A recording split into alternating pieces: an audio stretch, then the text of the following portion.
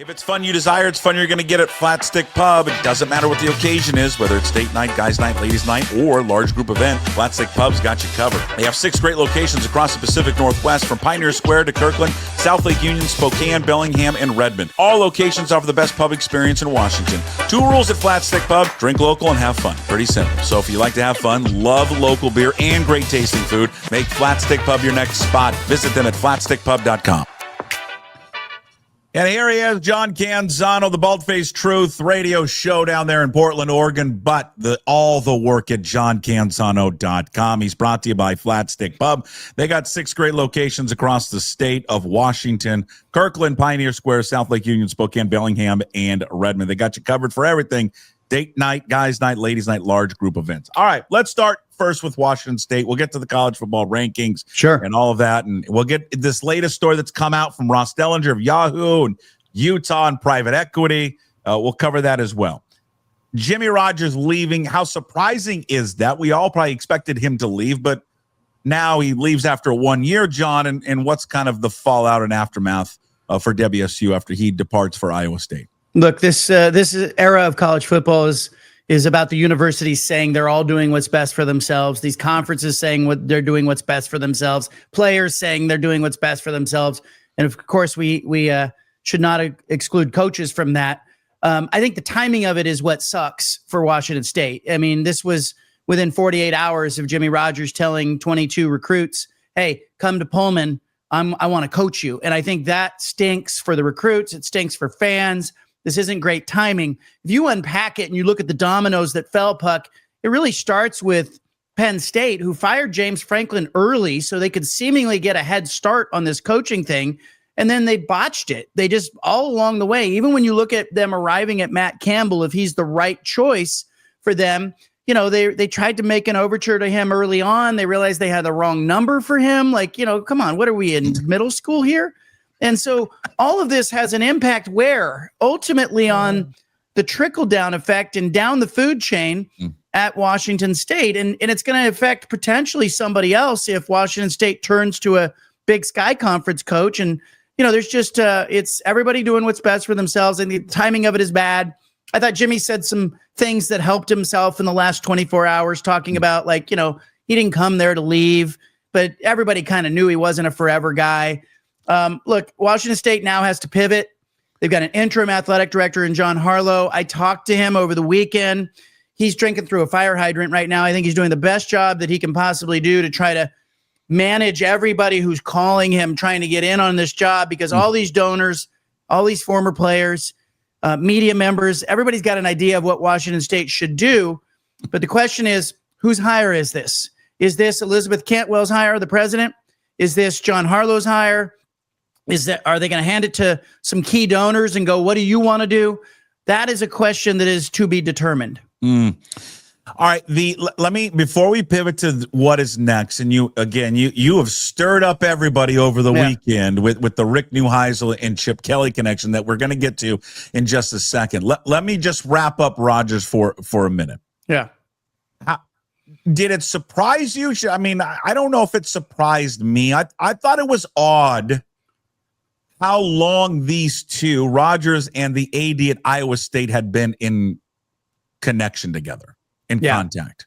Did that clearly strike you as odd? As every time before a game, apparently Pollard is sending him a text, good luck? I mean, or is that common, do you think? I think it's probably more common than most of us realize, that there's a lot of networking going on. A lot of the coordinators and assistant coaches are trying to network with athletic directors, thinking about where are they going to be and who are they going to hire. This is a relationship business when it comes to recruiting. It's a relationship business when it comes to hiring. And these athletic directors, they tie themselves to a head coach in a way that I think never before has it been more important to hitch your wagon, so to speak, to somebody who's going to produce for you. Rick George at Colorado hires Coach Prime, right? Deion Sanders. And then now he realizes, that's losing steam. This is a good time for me to exit. I mean, you just watch the athletic directors. They're connecting themselves to these coaches. It does feel a little smarmy to me that you're keeping him close.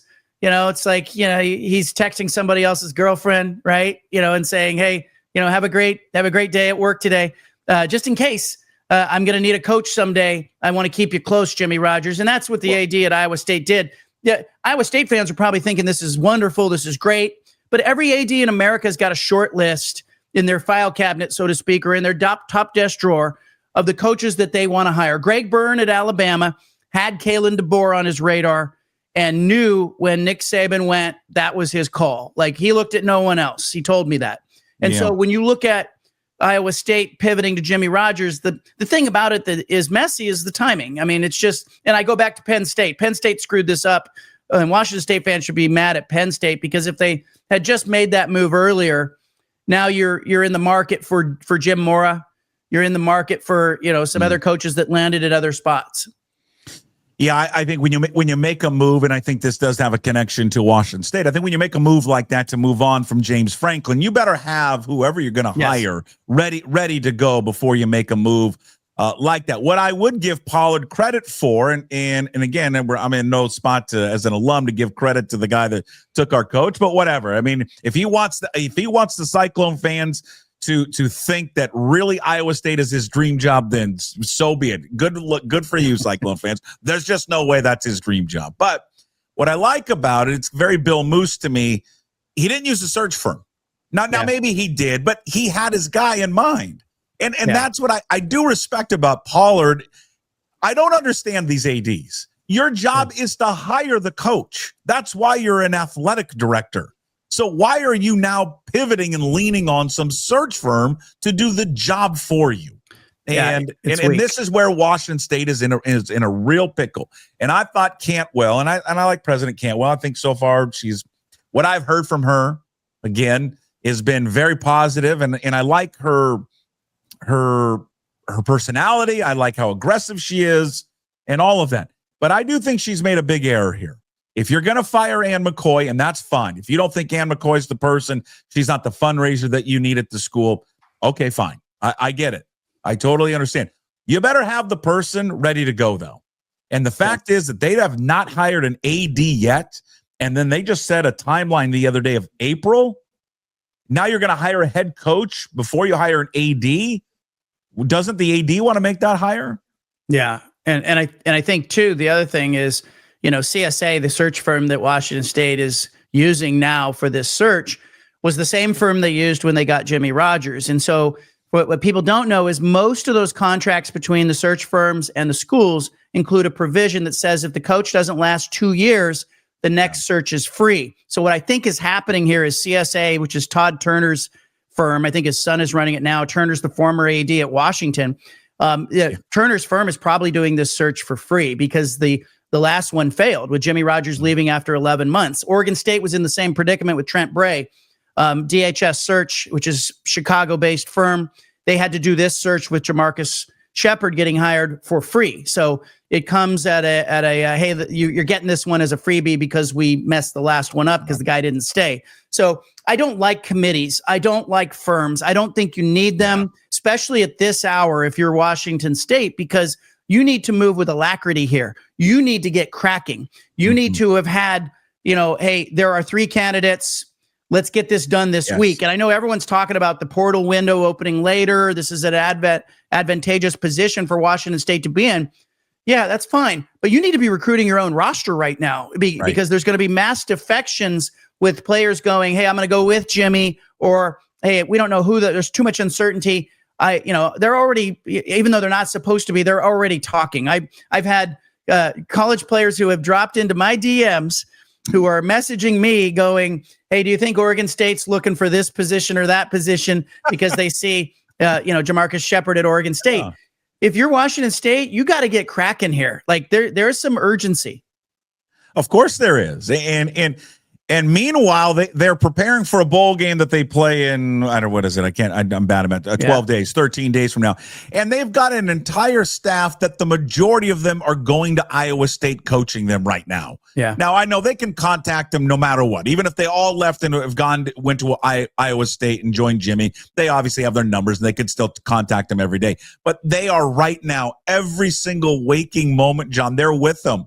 just re-recruiting these kids to all go to Iowa State. That's, the other part of it. I mean, Jesse Bobbitt's already been hired as the co-defensive coordinator there, but he's the interim head coach there. It's just none of it's not a good situation. And they will lose a ton of kids. I mean, I expect the majority of the kids that came from South Dakota State, the ones they recruited and the ones that were early, freshmen, they're going to probably depart to Iowa State would be my guess. If they lose a bunch of Iowa State guys going to Penn State, which what Matt Campbell's going to do. So I agree with you. They got to move quickly on this. All right. So now let's move on from Rogers. He's now at Iowa State. You wrote over the weekend about the possibility of Rick Neuheisel and Chip Kelly. I want to know how interested are these two guys really in this job, and what have they done? They've contacted them? They've reached out. Has the interest back from Washington State been good? Are they interested in Rick Neuheisel and Chip Kelly? Well, here's what I can tell you. Let's start with Chip Kelly. I think he's a bit of a long shot because, first of all, I mean, some of the shine has come off Chip Kelly, and he had great success at Oregon where he was 46-7, and he took him to the national championship game. But he did it at a time when Oregon had better players and lots of resources. His success in the NFL didn't happen. He did a great job at Ohio State last year calling plays.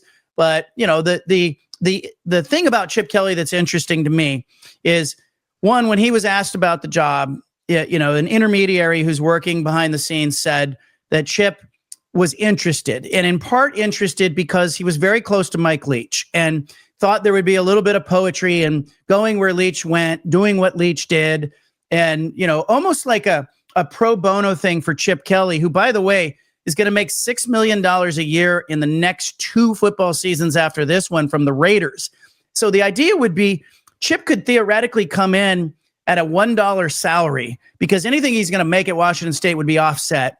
Really stick it to the Raiders, go to work at Washington State, use the leftover money that Washington State would have paid for a head coach to go hire a general manager, to build a roster, recruit, do all the things Chip Kelly doesn't want to do.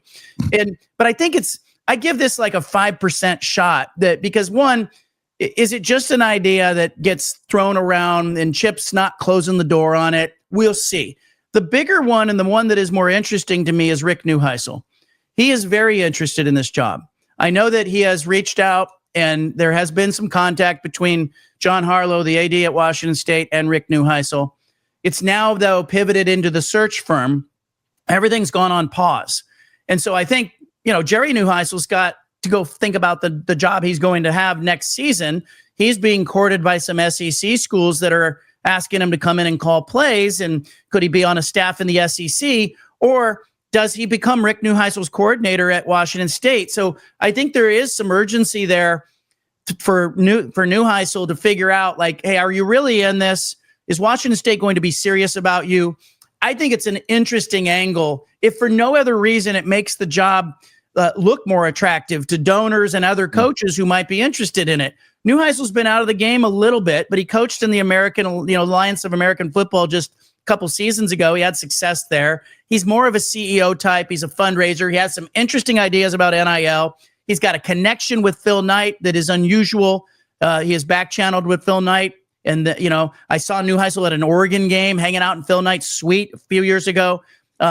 So I think Neuheisel presents just an interesting outside-the-box angle. I interview him if I'm Washington State. I want to hear his ideas. The other thing that he's receptive to, and I talked to Neuheisel yesterday, is he's receptive to the idea of a coach like Luke Falk coming in and joining his staff.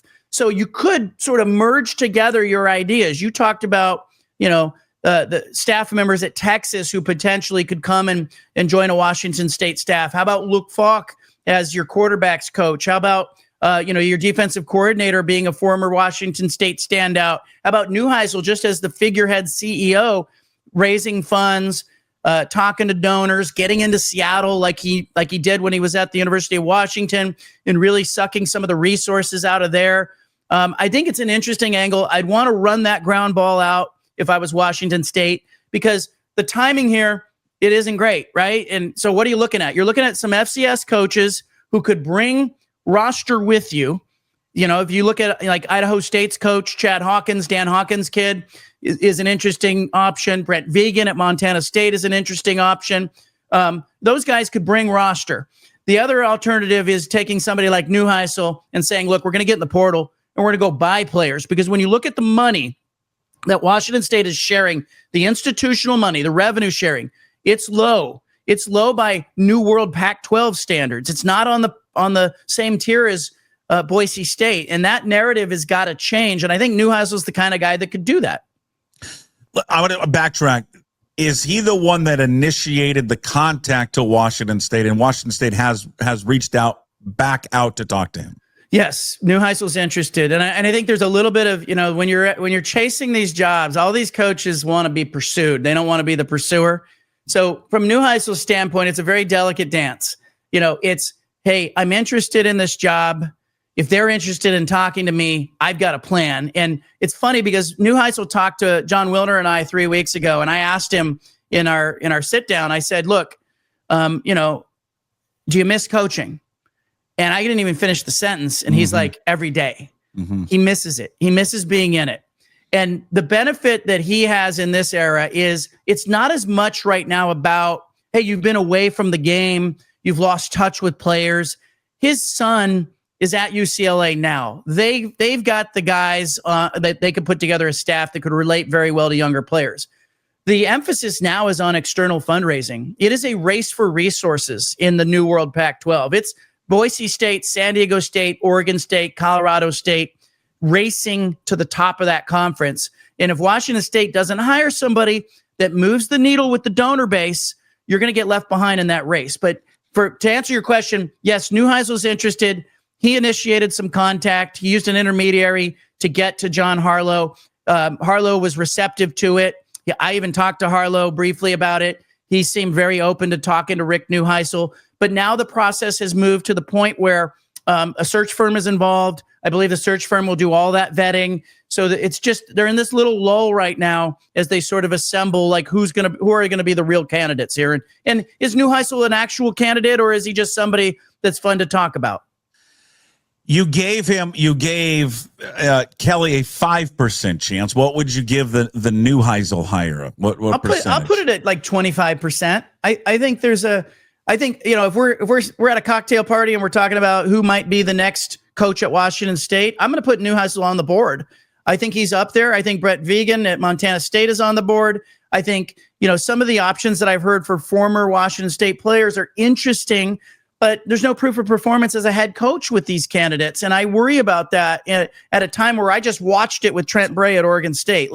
You don't want to have to hire a coach here 18 months from now. Again, so You've just been through it with Jake Dickert. You've just been through it with Jimmy Rogers. I'm looking for something with a little more stability. And, look, the best predictor of future behavior is past behavior. I need somebody who's been a coach. I'm also looking at Elizabeth Cantwell, the president at Washington State. What did she do the last time she needed a coach? She was just at Utah State.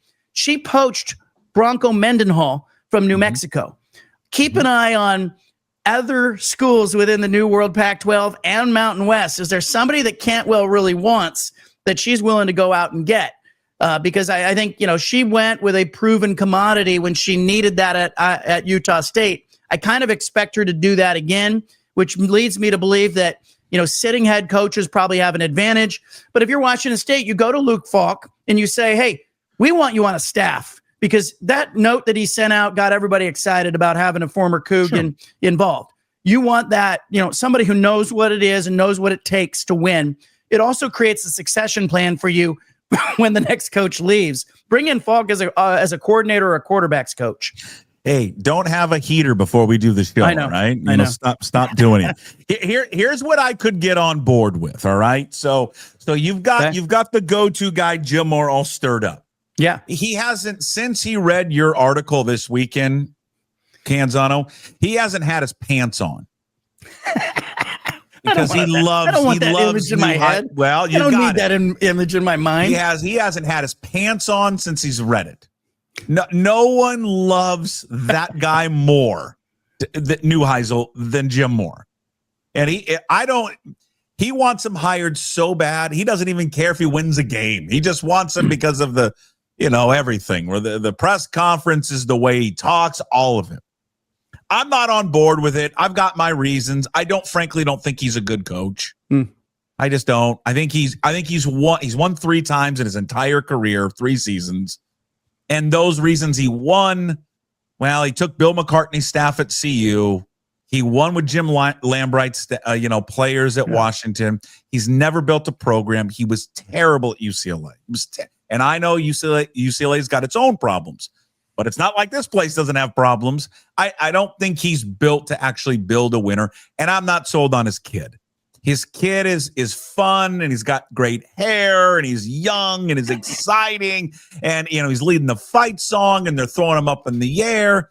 He's an interim offensive coordinator. If we want to talk about people with experience, all he has is being an interim offensive coordinator from the Penn State game on. His last 5 games as that offensive coordinator, by the way. Last 5 games, all losses, all blowouts. His offense scored 61 points. Yeah. So I don't even frankly know how good of a coach he really is. And he would need a lot more seasoning to be a coach someplace else. Here's where I'm going to buy Neuheisel, though. Because everything you just said, how you described him, talking to donors, getting the word out on the program, that screams athletic director to me. Ooh. Why doesn't he just become the CEO / make him a new title? He's the CEO of the football program. And he is the general manager of the team. It's going professional anyways. Now, he would have other responsibilities because the athletic director is just not the football guy. He's for everyone. But his main goal would be the fundraising, leading the Washington State football program as he oversees it as a general manager / CEO. Now that I could be on board with. I actually think that's what he wants to do. I think the title of head coach, forget the AD part. He doesn't want to be scheduling volleyball, travel and all that. Has he been to Bowler Gym? He might change his mind. Yeah, it's just nothing against volleyball. I love volleyball, but don't at me. But here's the thing. I think he wants to be the figurehead. I think he wants to be the CEO. I think he wants to be the head coach, but he wants to be more of the GM, CEO of the football program. I don't think he really wants to roll his sleeves up and be sort of the coach in the mold of Jimmy Rogers out there, jumping in drills, or Mario Cristobal. I think they want a succession plan. That's what they're interested in, like Dick Bennett and Tony Bennett when they came in basketball at Washington State. And I think what Neuheisel's doing is she's trying to position, this in much the same way that Bill Belichick trying to take care of Steve at North Carolina. Like, he wants to do something for his kid. And in the name of it, was looking over at the conference. And here's the other thing that I find interesting about the Pac-12. There's a lot of guys running for the hills. Jonathan Smith ran for the hills. Jake Dickert ran for the hills. Jimmy Rogers ran for the hills. But it's interesting to me that the older coaches, Jim Mora, Bronco Mendenhall, Rick Neuheisel, Chip Kelly, are all saying, wait a minute, there's something here that I can't get in the SEC or the Big Ten or the NFL or anywhere else. And I drilled down on that with Neuheisel in my conversation with him. And he said that you have to be at peace with players using it as a stepping stone. But there is very much the perception that you can coach guys in this conference and that you can develop players in maybe the way you can't in some other places. The guys are just one and done, headed off the NFL, doing what's best for themselves. But there's still the idea that you can go out and you can coach in this conference. And Jim Mora said it at his introductory news conference at Colorado State. He said, this is my last stop. And I found it interesting. I found out Mora tried to get in on the job at Washington State when Jimmy Rogers got it. And he couldn't get the search firm to call him back. He couldn't get the athletic director to interview him. Jim Mora wanted to leave UConn and come to Washington State, and nobody returned his call. And so he ends up in the conference at Colorado State. But when you look around this conference, you've got Sean Lewis at San Diego State and Bronco Mendenhall at Utah State and Matt Entz at Fresno State. And now Mora's coming in and Jamarcus Shepard. There are some good coaches in this conference. I think it's going to be really competitive and fun. Yeah. And the thing with him being the CEO, though, if he becomes the guy for the program. I mean, he wants to do this in large part to get his son a job. Yes. I mean, that's what that's what I'm not convinced of. And where it's more nepotism than doing what's right for Washington State, in my opinion. I don't know though, because the biggest problem at Washington State, is the hole in the budget. All right. Right. And you're not going to get the institution. You're not going to get the state legislature to come in and help like Oregon State did. You're going to have to do that with external fundraising. So I would ask you this, and I would ask Washington State fans this, as you look at the candidates come together, does Brent Vigen make people want to open their wallet and give to Washington State football? Does that get people excited? I don't know that it does. And I think that's where you kind of have to look at a guy like Neuheisel or Chip Kelly and go, if we bring them in, does that make people go, I'm buying season tickets. I won't want to blink. I need to see how this ends, even if it comes with risk, right? Is the ceiling high enough to get people excited? Answer me that, and I'll tell you, who should be a finalist here, because whoever moves that needle the most, who has the ability to raise money. Jim Mora is going to raise money at Colorado State. He is an outstanding fundraiser. He raised all the money at UConn. He'll do it at Colorado State. Whoever can do that at Washington State is the hire. Are we convinced that he could do it there? I don't know if he can. I think that you tell me. Take the temperature. I think I don't know. I think we in the media get fascinated by Neuheisel just because he's a great interview. He's fun. Yeah. I don't know if Rick Neuheisel, for me, now I go to the games. I mean, whatever, but it doesn't move the needle for me to want to go to more games. Yeah. But that's just me. Now, again, I speak for just myself. Maybe there are alums out there who are like, if Rick Neuheisel is hired, I'm all in. I've never donated before, and now I'm going to donate now. And that would be, I don't know how we'd answer that. That would be, it seems that it would excite people. I think the name of it, does excite people. But I just come back down to, for me, it's never been important about the personality. Maybe I'm wrong, stuck in the mud, old school days. I just want someone who can win. And just win. And I think if you win, that brings people more. Okay. Maybe I'm incorrect on that. I mean, because listen, Jimmy Rogers was not outgoing. He was terrible in front of the media. I'm not sure how he was with the donors behind the scenes. Zero clue. But he was a good coach. He was a real good coach. But I think you're right. You do need all of it.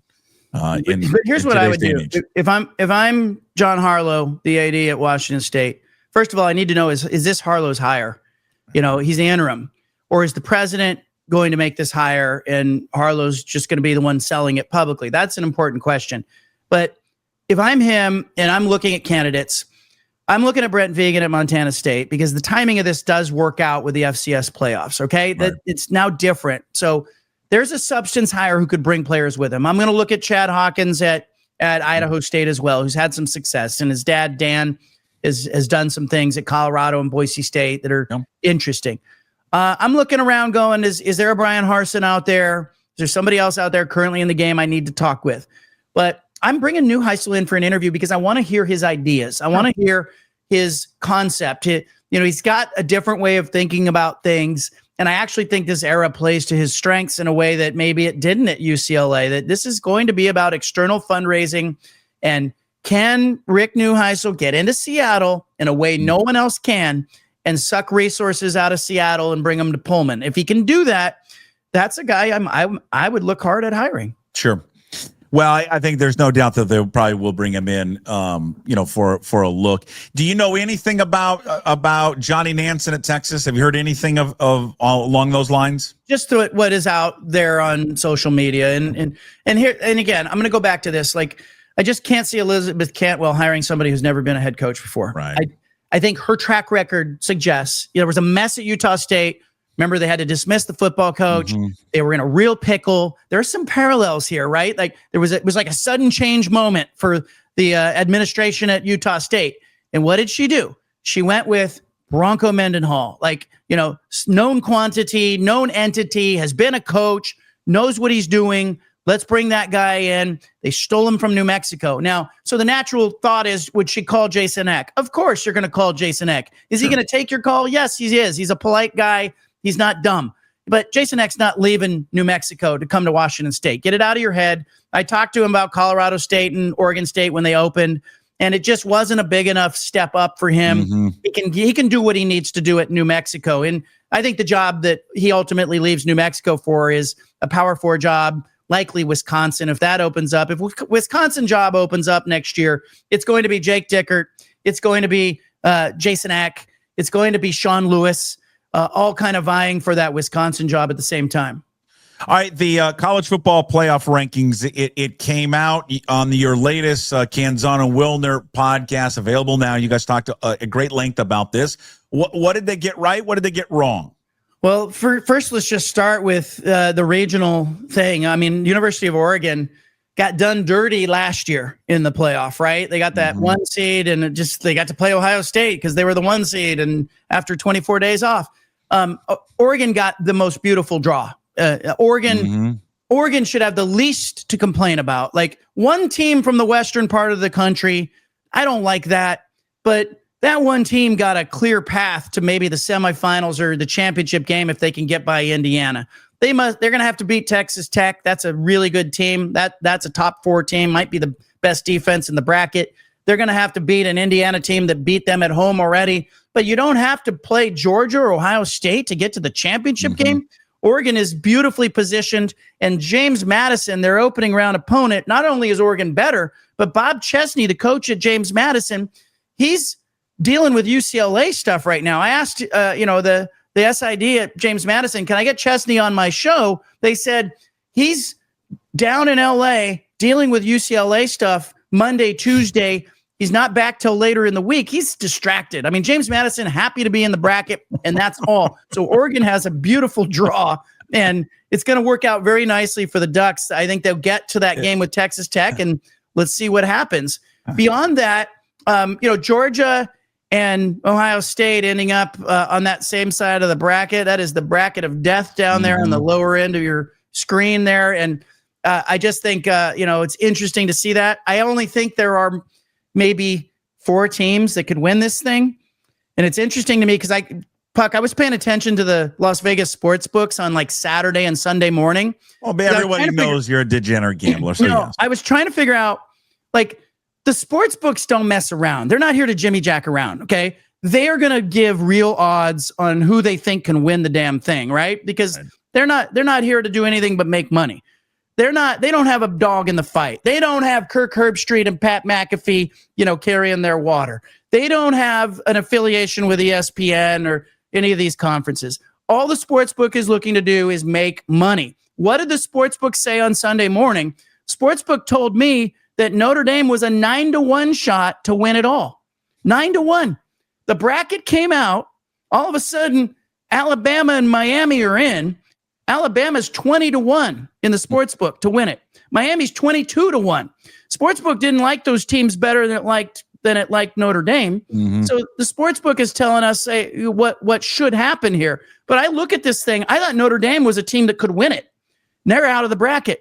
No way can Alabama win it. No way can Miami win it. I'll tell you who will win it. It's either Ohio State, it's Georgia, it's Indiana, and maybe it's the winner of Texas Tech, Oregon, if they can find a clear path and the right things happen. There's no one else in this bracket that can win it. And so for the SEC, it is Georgia or bust. For the Big Ten, you got 3 shots, and then it's Texas Tech out of the Big 12. Why do you like the idea? Now, I know why they have to do it, right? Because if they were to exclude these group of 5, there's a whole antitrust thing, and it would be a mess. Yeah, they'll get sued. It would be mess. But they're not the 12 best teams. I mean, James Madison is not one of them. No. And neither is two. I mean, I watched James Madison play Washington State. Washington State was a better football team than them. They just lost. I mean, James Madison's going to get destroyed. And, if we're trying to pick the 12 best teams, and again, this goes back to the antitrust thing, so we got to acknowledge that. But we're not getting the 12 best in this current, structure of the college football playoff, picture in the rankings. No, so I don't know how we solve it. I don't know how in the NCAA tournament, I would argue that the 15 and the 16 seed are not among the best 68 usually in the country. There's a reason why it's a tournament. You're playing for something. You win your division. Here's your path to the playoff. Here's your reward for the end of the season. And these teams, these group of 5 teams that got in, they played the game right. And they did what they needed to do to qualify. But for everybody who's belly aching about 2 G5 teams being in, it's not James Madison's fault that they're in this bracket. It's the ACC's fault. The ACC was so bad and had gamed the system so poorly that their conference champion had 5 losses. Duke had 5 losses. How in the world do you end up with a 5-loss conference champion? I'll tell you how. You have 5 teams tied at 6-2 at the end of the year, and your tie-breaking procedures, for some inexplicable reason, don't take into account the idea that, hey, where you're ranked in the CFP rankings matters, and there's a potential here you could get left out. The first tiebreaker in the ACC should have been CFP ranking. Where are the 2 highest ranked teams play? It should have been Virginia, Miami playing, and Miami plays its way in as a conference champion. That would take care of Notre Dame would be in the bracket. James Madison would be out. You'd have 1 G5. The talking heads on ESPN that are carrying water for the SEC, they'd all settle down. This would be fine. But yes, if you try to exclude the group of 5 schools, you have an antitrust problem. You're not only going to get sued by the G5, which, by the way, is almost as big as the Power 4, almost as many members. You're going to have congressmen in states that do not include Power 4 schools all saying this is illegal. We need laws. You don't want that. The CFP doesn't want that. They have to include a path for these group of 5 schools. I would even argue last year in the first round, we saw Tennessee get boat raced. They didn't belong in the bracket either. But you have to play these games. And, I think, too, we saw tweaks from year 1 to year 2 in the bracket. We're going to see tweaks again. They're going to go to 16. They'll expand to 16. Maybe someday they'll go bigger. Where there's more money, there's more opportunity. They'll do it. But let's not begrudge the group of 5. Let's not look at James Madison and Tulane and go, oh, you don't belong. They absolutely belong in the same way that a 16 or 15 seed belongs in the NCAA tournament. That's where I would differ with you, because the equivalent of a 15 or 16 would be the 40th team in college football, the 50th team. Whereas this, you know what I mean? Like Tulane, they're being regarded as the 12th, the 11th and 12th best teams in America. And they just are not. And this is going to be a bloodbath for JMU. And again, I think it's great to see these teams come in, but it's just not. And you're right. Tennessee last year didn't belong, but it's just not for me. Maybe I will be surprised. The Big Sky champions going to the NCAA tournament, right? Yeah. The Big Sky champion might not be in the top 40 in basketball. You have to account for this is supposed to be sport. Okay. This is supposed to be a diversion from all the nonsense, from your bad boss, from your taxes, from all the I'm my own boss. Who cut you off in traffic today? It shouldn't be like that. This is supposed to be fun. This is supposed to be a wide open, we're holding a tournament. This is not an invitational event. It is a tournament, and tournaments require qualification. And it's the same methodology in the NFL. We look at some of these divisions year in and year out in the NFL. They're not very good. We know that the winner of, the AFC South or whatever, they're not going to the Super Bowl, but we put them in the bracket because they earned their way there. Same for the G5 schools. Someday, one of these G5 schools is going to beat somebody or play them close, and we're all going to go, hey, yeah, okay, this was not so bad. But if you remove that access, Puck, you are creating an even bigger chasm between the Power 4 and everybody else, and that is not good for the sport. And I'm going to apologize to the University of Oregon now, because what I've done is the kiss of death. Is now JMU pulls off the upset against Oregon.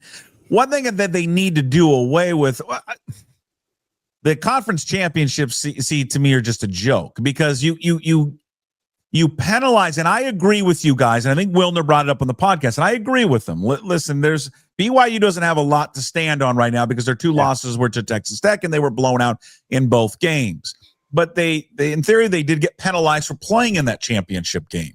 Alabama, which again, before they played in the championship game, they had beaten Georgia. It was on the road. Yes, they lost in the championship game, but they were deemed as the number 1 team in the SEC. If you're the number 1 team in the SEC at the end of the regular season, you're going to get in. But there doesn't seem to be any punishment at all for these championship games, which then begs the question, do we really need the championship games anymore? I would say we don't. What I don't understand and will never understand, you mentioned, hey, maybe eventually they'll go to 16. We went from 2 to 4 to now 12, maybe to 16.